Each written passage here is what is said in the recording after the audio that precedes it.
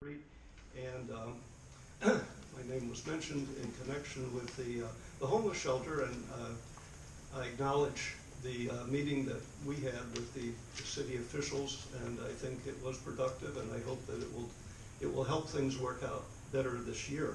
But that's really not why I'm here tonight. It's the issue that Marty just talked about, and you may think, why are all these Center City people coming and complaining all the time? Well, we feel like our neighborhood's being invaded. There are people who want to turn our residences into offices and hotels, and our churches into homeless shelters. And we're a residential neighborhood, and residences should be residences. I want to just add one thing to the map that Marty Romero pointed out. That was part of the report that Darlene Heller sent to the Planning Commission, which presumably they will use to make a decision tomorrow as to whether or not to move this forward. And two things about the map. First, it is misleading, the map that was given to the Planning Commission, in that it separates rental from homeowners' properties color-coded.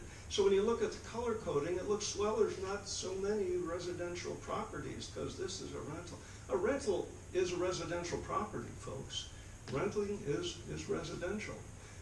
So it's slanted in a way that makes, when you look at it, the one you have here is correct. But when you look at their map, it gives you the sense, well, it won't make too much difference if one more property isn't residential because a whole bunch of them aren't.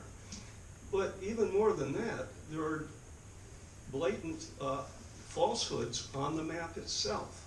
There are two specific properties that I know very well. One of them is owned by my son, who is here, Christopher, and the other by my daughter, Virginia, who can't be here.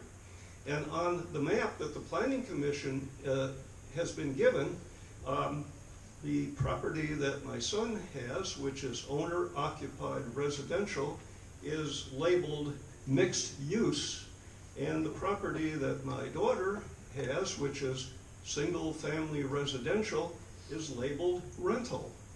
Not that there's anything wrong with rental, but they're totally mischaracterized, so the map is really useless. It's bogus. And yet the Planning Commission is expected to use this bogus map to help them make their decision. And that's just wrong, folks.